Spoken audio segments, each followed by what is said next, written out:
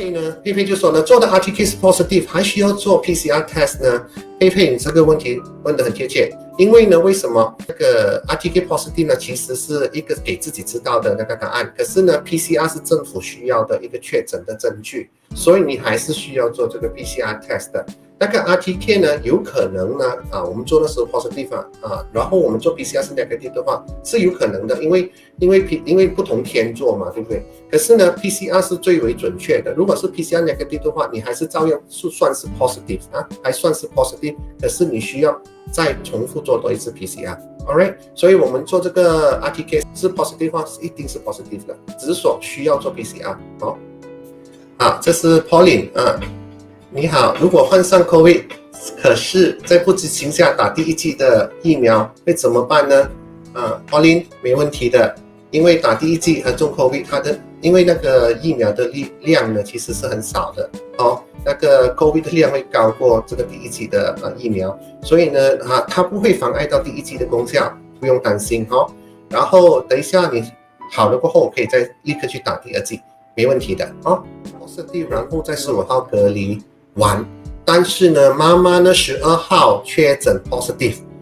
并会在22号隔离完。OK， 现在我们同住在一个家里请问我们隔离后接触到我妈妈还会危险吗？然后呢，可以在23号打疫苗。OK， 美琪，好的。这个问题呢，就是说我们有2个人在家里中了 COVID 对不对？一个是先中，然后另一个是迟一点中然后呢，这个出隔离了，然后这个还在quarantine的时候我这个可以去接触他吗？我接触他的话，会不会再被感染回来其实呢是不会的，是不会的 OK， 是不会的，是因为呢你已经有抗体了，其实你中了 COVID 过后呢，你可以双照顾大家你不需要各自隔离的，你们可以双一起照顾大家，可以在这个屋内里面呢，可以大家一起照顾有人也问我需不需要戴 mask， 我说如果是2个人罢了，在家里就不需要了，你们就轻松点吧因为可以噪音一下不会危险的然后呢，几时可以打疫苗呢？立刻就出关过后就立刻可以打。大家好，我的家人呢有确诊呢，我用了 self-testing kit 成绩是 negative 明天再去测试目前无症状，我明天 negative， 接下来应该怎么做呢？因为我如果还需要做 self-test 还是 PCR， 如果需要 test 的话 ，doctor 可以建议及时做吗？好的。如果你家人呢有确诊的话呢，你算是我家人确诊就是 A A 我叫做 A 就是确诊的人是 A 你就是 B， 就是因为你 direct contact， 你是 close contact 然后呢 C 就是你接触的别人接触的第3代就是你家人，你出去外面接触的你的朋友就叫 C 还有一个就是 D， 就是第 C 的接触 D 然后你是 B如果是 B 的话呢，你需要在rapid test negative 的话我们需要做 PCR 的，因为这个 rapid test kit 呢，它是在很高那个病毒量的时候才会确诊的它大体上呢那个 rapid cell test kit 呢，它是在第2天或者第3天它还会出现阳性的，可能你 test 太早如果是明天，这样最好是明天直接去 test 那个 PCR， 因为看起来的话你应该是昨天 test negative 的话，明天你 test 的话就是大概是48小时吧，所以是 negative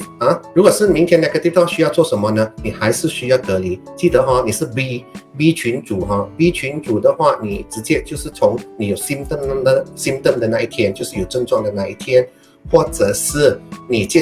没有症状的话，你就用接触那个家人的第1天算起，那边算10天你是必须隔离10天的，就算是 negative。好，如果需要再 test 多一次，几时可以 test？意思说第一次的 PCR 是 negative 的话，你可以隔多2天过后再去 test 多一次。其实也不需要去 test 多一次，因为如果是说这个已经是你需要隔离的话，就不需要了因为确诊嘛，全部就确诊，对不对？可是呢，如果你有 C 群组的人在你身边，他们也是等着你的 test result 的话，你需要再 test 多一次。是因为要交代一下C 群组的人如果是 B contact 做了 PCR test negative 的话如果是家人和在家和家人住在一起，家人还需要戴口罩和自己需要隔离吗？好的，我相信这个问题呢，我需要dissect一下。OK， 你是 B contact 嘛，对不对？要，所以呢，你 contact 的朋友是 A， 他不是跟你同在家人住嘛，对不对？所以你家人算是 C 吧？对哈。如果是这样的情况上，你接触的 A 不是跟你家人一起住的话，你是 B 的话，你 test negative 的话，你还是要在家隔离，你是不可以再这样，不可以出关的哈，不能出关10天啊。所以呢，家人呢要跟你隔离，他们最好是戴口罩啦，在家里，因为我怕你在咳嗽啊，你出来的时候，如果你戴口罩的话，家人就保护了。OK， 你自己一定要在家里房间隔离哈。你的家人需不需要做筛检呢？如果你是 negative 2次哈，不是1次哦，2次哈，你的家人就不需要 test，OK， 也不需要隔离。如果你是 test positive 的话，你就你 test positive 的家人就要做筛检了 ，OK， 公司有同事确诊啊，当时我没有机会接触该同事，我需要自我隔离吗？你是不需要的 ，OK， 你是算是 DC 群组吧？如果是说我是 positive 今天你来找我，或者是见了我我说你是 B 族群这个 B 族群就需要隔离如果是说你是跟 B 族群的人有接触的话，你说的是 C 族群这个 C 族群呢就不需要隔离的。C 族群呢需要等 B 族群做了这个 swab 的 test， 如果是 swab negative 或者他们是阴性的话，你就不需要隔离了。我无症状确诊后第18天去验变 negative， 然后呢第21天呢会是假阴性吗？我是安全的吗？一点症状都没有怕变种病毒。 OK， 好，这个问题很好，因为呢我知道很多病人呢他没有症状可是他觉得他已经确诊了，他确诊可是没有症状，他不懂其实是他的病已经完全好了其实我们马来西亚政府呢就是用世界卫生组织的那个我们家的标准像世界卫生组织呢他说呢轻症者第1期第2期可能早的第3期这3种病人他的隔离需要到10天，他的病毒就会完完全全的不见掉。为什么呢？因为我们这种轻症的病人，他的抗体呢，我们自己会产生 antibody 的。我看了很多这些报告呢，在第7和第8天呢，大多数的民众呢，他有健康的身体，在第7、第8天都有抗体了所以这个抗体呢，就算是我们身体还有一点点的 virus， 它是不能传染别人的，因为我们抗体已经把这个 virus 封住了，所以它的那个，然后它的那个抗体呢，也把那个 virus 呢打碎了，所以呢，就算是你去 test 现在去 test， 有时你会 test 到阳性的，可能第8、第9天、第10天。然后或者是到14天都会产生阳性的答案，其实就是那个virus 尸体因为我们现在的那个 test PCR 它的那个 PCR 是要弄它只是用那个我们叫做病毒里面的那个基因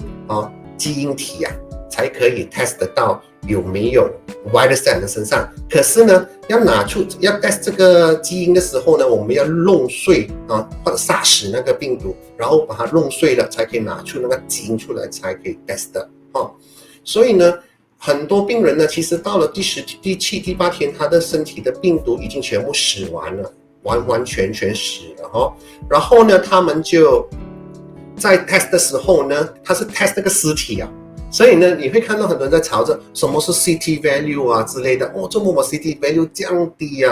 会不会感染别人的话其实呢没有这个问题，因为这些 test 的方式呢是死的 virus 他们也 test 得到，然后你第7、第8天已经有抗体了，其实是已经保护你，也保护你家人，他不会传染了。所以呢，我可以告诉你，就算是10天过后你没有 test 的话，你也不需要紧张，也不需要知道，因为 CT value 那时候已经是没有价值，没有那个意识了明白所以呢，现在你需不需要 test 呢？其实你不需要 test 了哦，妹妹，你不用浪费钱哦，你已经是可以出关了。如果是10天过后，好吗？好的。为什么 self-test kit 检出来是 positive， 然后 PCR not detected？ 同时同一个品牌的 antigen kit 5个，3个 test positive，PCR 5个是 negative， 可是是谁标准的 ？OK， John， 我想跟你说的话就是你的 self-test kit 呢，一定要是 KKM 批准那个，不要随便去买这个在线的哦，因为呢很多在线的这种test kit 呢是没有 KKM 试验过的，他们会给你 positive result 的哦。然后 positive result 的时候呢，又弄到你很担心，然后去做 negative PCR 是5次的 negative 所以 PCR 为准，这是 PCR 为准，除非那个 test kit 呢是 KKM 批准的话，我们需要再去跟进啊。